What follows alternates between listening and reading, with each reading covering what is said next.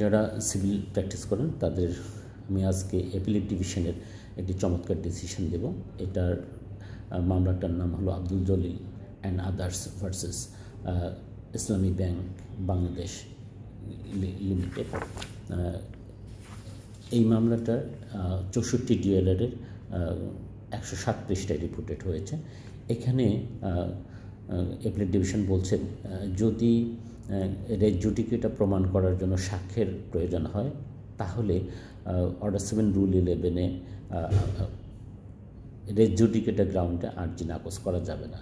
কিন্তু এই জাজমেন্টের 12 অনুচ্ছেদে অ্যাপিলেট ডিভিশন আরও চমৎকারভাবে বলছেন যদি রেজ জুডিকেটার বিষয়টি দাখিলি যে দলিলাদি থাকবে, যে প্রমাণাদি থাকবে রেকর্ডে, সেটা থেকে যদি স্পষ্টতভাবে বোঝা যায় যে হ্যাঁ পক্ষদের মধ্যে একই সম্পত্তি নিয়ে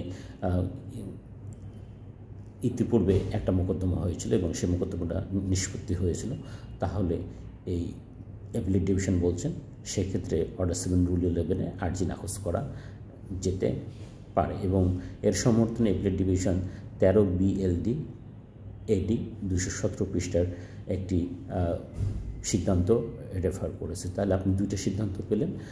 যদি মামলার নথিতে যথেষ্ট সাক্ষ্য প্রমাণ থাকে, সেখান থেকে যদি দেখা যায় যে পক্ষদের মধ্যে একই কর্তৃত্ব সম্পন্ন বা সমকর্তৃত্ব সম্পন্ন আদালতে পূর্বে একই নালিশি সম্পত্তি নিয়ে ইতিপূর্বে একটা মোকদ্দমা নিষ্পত্তি হয়েছে, আর নতুন করে একই সম্পত্তি নিয়ে একই পক্ষদের মধ্যে আবার একই কর্তৃত্ব সম্পন্ন আর নতুন আরেকটা মামলা করা হয়েছে, তাহলে পরবর্তীতে যে মোকদ্দমাটা সেটা রেজ জুডিকেটা দোষে পালিত হবে এবং এটার জন্য আপনি অর্ডার 7 রুল 11-এ আর্জি রিজেকশনের অ্যাপ্লিকেশন করতে পারেন। তাহলে আব্দুল জলিল ভার্সেস ইসলামী ব্যাংক বাংলাদেশ লিমিটেড, এই জাজমেন্টের অথর জাজ হলেন নাজমুন আলা সুলতানা, মাননীয় বিচারক অ্যাপিলেট ডিভিশন, 64 DLR AD 2012 সালের রিপোর্টিং। তো আপনি এই জাজমেন্টটা রেফার করতে পারেন। Thank you for watching this video. আপনারা জানেন আমরা bar professional training course conduct করি। আপনারা যদি অল্প সময় দক্ষ আইনজীবী হতে চান এবং আপনার পেশাকে নেক্সট লেভেলে নিতে চান, তাহলে আমাদের একটু সুযোগ দিতে পারেন আপনার পেশাগত মান উন্নয়নের।